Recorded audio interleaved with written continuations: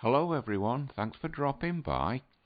That's the Ferrari 296 GTB, and it's the modern day version in a sense of the old Ferrari Dino, as in both of those cars have got a V6 engine. I was 13 in 1969 when the Ferrari Dino was released, and 18 in 74 when it was ceased production. So if we're going to get a V6 Ferrari, it'd probably be one of those and not a Dino. Whether I would buy one naturally depends on what it looks like in real life, and of course having a test drive. That's if I had ever had that kind of money, and I really don't, and there's not much chance of me doing it unless I win the Euro, so that is a moot point. Anyway, enough about that. As you know, in YouTube videos, there's lots of videos of women on TikTok complaining about they can't make ends meet and they're up to their ears in debt, and they don't like living in the real world that men have to live in. So looking around, I found this. As you can see, it's CNBC and it's Select. This was done on April 3rd last year by this lady, Jasmine Sukana, and as you can see, it says what holds women back from saving and what can they do about it. I would say don't spend more than what you're getting in. According to New York's Life Wealth Watch survey, women saved an average of just $3,146 in 2022. Then it goes down. You won't reach any of your financial goals without saving money. True. Saving plays a crucial part in everything from owning a home to retiring in comfort. True. Money makes the world go round. And it says, drops down, why women save less than men. One of the biggest reasons women save less than men is they earn less money to save, i.e. the old familiar wage gap myth. According to 2021 data survey from the US Census Bureau, women earned an average 84% of what men earned. And women pay a bigger price for becoming a parent, naturally. On average, women take a big hit in their income after having children. Bloody X. This is known as a motherhood penalty. If you click on that, which I did earlier on, it just brings up this article, which was done on March 14th, 2023. A study conducted, blah blah blah. Researchers found that the gap between opposite couples doubles after their first child is born, with women earning average £25,100 less than men. Of course, the guy has to go out to work to earn an income for the family, and the woman stays at home to look after the children. Well, that's what happened with my family, with mum and dad. And then it says, they don't offer parental leave, yet newborn children require round-the-clock care. Of course, she has to forego a job/career to look after her child. According to the new World Economic Forum, i.e. that irrelevant talking shop that thinks it's more important than what it is, only 35% of organizations in America offered paid paternity leave in 2022. There are all kinds of decisions a family has to make in terms of budget and logistical needs to caring for children. Of course, instead of the two being in the family, and i.e. a dinko, double income, no kids, there's now a child involved in the family, and that child has to be cared for and looked after, and that requires money. And the woman has to stay at home and look after it while their husband or partner, if they're not married, goes out for work and brings in an income. Women who have children tend to be pushed out of the labour market because of their childbearing needs. No argument there. Cutting back on their employment to raise family means women aren't contributing to 401k accounts. I have no idea what that is. Over here in Britain, we have national insurance savings, i.e. stamps, and them automatically deducted from your wages along with tax, naturally. And for 30 years or so, it's 30 years you get a full state pension. I've got 43 years in my national savings account, so that's why I get a full British state pension. Naturally, over in America it's a different system, but that's what we do over here. Anyway, it means the amount 401k, what's more, 32% of women leave the American workforce to care for young children and end up never re-entering the workforce at all. All these strong independent women, these single mothers, and they live on the government benefits, daddy government. Women have to fund longer for retirement with less money. Unfortunately, women on average have saved about 30% less money by the time they retire compared to men. But if they're happily married to a man, then you're a team together and you'll have more money, because the man's pension, if he dies before her, sometimes is automatically transferred to his wife. And if you're being paid 84% in the dollar, 6% contributions to your 401k doesn't go as far as a male counterpart 6% contribution, because he works longer, because he doesn't have to stay at home to raise a child. Now, it says, women have more student debt than men. A report in education found that women who hold a bachelor's degree borrow, i.e. go in debt, 4.27% more in loans than their male counterparts. The contrast is stark among associate degree holders, with women borrowing 24.9, say 25% more than men. Larger student loan balances typically mean having a higher minimum monthly payment over the same standard 10-year repayment horizon. Well, there's a way to get around that, which I'll cover later. Now, as a whole, it's more unlikely that women take on student debt in the first place. Finding the American Association of University Women show 41% of undergraduate women take on debt, compared to just 35% of undergraduate men. But with less men going to college, that's going to be slanted in a future consultation and analysis. Women are more likely to oh, bloody X. Women are more likely to go to college, so they're more likely to enter the labour market with debt. Naturally, they should have higher earnings as a result. Now, if you click on that, and it just goes on a bit more yada yada. Now, if you click on that link, it brings this up. Fast facts, women and student debt, which gives you an insight of how big the problem is in America. Women hold nearly 2/3 of the outstanding student debt in America, close to $929 billion. I should imagine within a couple of years that will be $1 trillion in debt.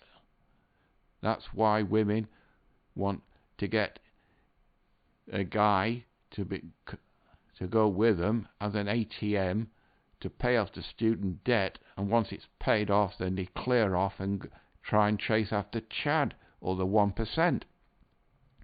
The price tag of a college education has more than doubled over the past generation, with household income has risen by only 14%. That's wage suppression. Women graduate over, on average, $22,000 in student debt compared to $18,880 owed by men. Black women graduate with an average of $37,558 in student debt. Now, why would a black woman at college have more debt than a white woman? Is she spending frivolously more money? Women with bachelor's degrees who work full-time take on average 26% less than their male counterparts, hampering women's ability to pay off the debt. That is a moot point that you can cancel it out. Women take 2 years longer to pay off student debts are more than likely to struggle economically as they do so. We've all seen that on the TikTok videos on other MGTOW channels. 41% of female graduates take on student debt compared to 35% of male. Well, there's less males going to college now, so that will soon be dropping. Now, that's only red because I clicked on it to see what it brings up, and it brings up a PDF file, Status and Trends in Education and Racial Ethnic Groups. So you could say all these bring up a PDF file. Let's just click on that. No, it's another article. Morehouse debt forgiveness gift is good for graduates but not for a model for public policy. This was done in 2019. And you can look at that yourself. Now we have graphs. I like graphs. Main borrowing by Jason Render. White. Black is women. Orange is red. You can see the difference. The Hispanic and Latino. I don't like the word Latinx. That's insulting. It's Hispanic and Latino. Latin American. You can see more or less even Stevens. Asian/Oriental, Koreans, Japanese, the Chinese students in America, more or less even Stevens. Rates of student down and payback profits is disproportionately high. Only around 23% of students at for-profit colleges graduate within 6 years. And then different things. Average family wealth by ethnicity. White and non-Hispanic, that would be they'd be Japanese, Chinese, Koreans, family orientated, hard work orientated. That's the wealth. Hispanic and Latino and Black and African Americans. But there's a lot of single parent families in the Black and African American community, so that could be the reason why. No father. She's got babies from various baby daddies, or if she's with somebody, is that child his? And then that's the article. Now, regarding student loans, I found it's blocked off because I'm in Britain or America and the cloud has blocked me. That's why it's like that. You can get 3 debts cancelled forever. This was done January 25th this year by Chris Orawowski and edited by Gary Dudak. So if you just drop down, student loan debt, student loan is another common financial. There are several options available for these women to cancel their student loan debt, depending on the type of loan and their specific circumstances. So if you click on that, it brings up this. This was done February the 27th, 2022. 10 ways to pay. These women could pay off their student loans in 1 year. That's if they know about it, all these strong, independent women. They calculate your payments. Just 15% extra a month. The borrower saves $395 a month and shaves a year off the loan. Start early, paying it off as soon as you can. Pursue a job that qualifies for loan forgiveness. Around 35 million jobs now qualify for the Public Service Loan Forgiveness Program, thanks to expansion of this program in October 2021. 22 million eligible positions of federal, state and local government jobs, and 13 million are with non-profits. That's probably why there's so many women in America working for the government. They could have gone to college and they've gone this route to pay off the loan. Or private sector work with student debt benefits. Serve before you work. You're probably already learning that you can save money by doing more things at home. making your meals, watching movies on Netflix, and even mixing your own cocktails much cheaper than going out of school if you want to delay your entrance into the workforce. Or you could always do a part-time job, even if it's just the half of the minimum wage. It's still a wage coming in. And enroll in automatic debit, set up payroll allotment, hold off as saving for retirement, get a roommate. That is mostly what guys would do. College degree, burnout, save living space, cutting expenses, your housing, utility bills, subscription bills, blah blah blah. And the last thing, you could move back home, and least favourable option for many college grads, but in most situations it's an opportunity to drastically reduce living expenses. That's what a lot of these girls do. And then that's it. But all these strong independent women, have they gone along this route to clear off the student loan, or they just want to get on with a guy and have him pay the student loan off before they exercise hypergamy and move on to Chad or the top 10%, 1%, which are the men that they really want? But anyway, I digress. To finish off, I found this US Department of Labor blog, so it's an official US government site. Now, this is about the wage gap, which goes back to this.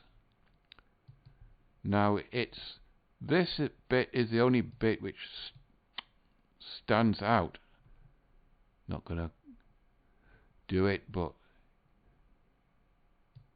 age. The gender pay gap does not resolve itself as women age and grow in their careers, so they choose a career over a family. In fact, the age gap for older female workers is higher than for younger women, and older black and Hispanic women have the most extreme wage gap. And then in full-time work, in occupations of less than $30,000 a year, less than 1 in 3 full-time workers in jobs that pay on average $100,000 a year or more per year. However, even in the same occupations, women on average earn less than men. But if you look at this, the salary 25 years and older, that's what stuck me out. High school and college, she's at a peak here to here. She's probably 14, and there she's 18. 18 there, sorry, and she's about 23 there. So from there to there, she's at a peak of physical beauty, her prime. She gets a bachelor's degree, then she wants to get a career, and she's not interested in men, but in there to there at college, she's riding a cock carousel, racking up a body count. Then she turns the corporate a rat race and climbing the corporate ladder, and here that she wants to meet a guy and settle down because she's had her fun from there to there, but here she's hitting the wall. Advanced degree, you need another 2 years to get a master's degree, and if you go for a PhD, it's maybe another 1 or 2 years. That means she's post 30. Men that she wants to date are in this category, but they're more interested in women that are in this age group. That's the only thing which stood out in this. But it works out that women are drowning in debt, but there are ways to take off the debt, but they don't want to do that. They want to latch on to a guy and treat him as an ATM. And it's not happening because guys are not wanting to go to college, and guys are seeing the way women are, and those women are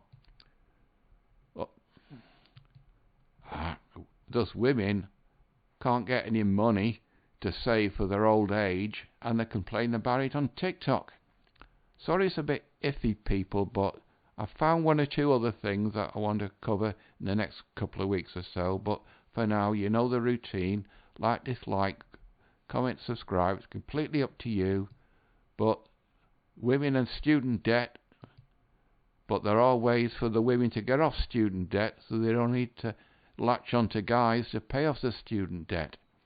Anyway, that's it for this one. Bye bye.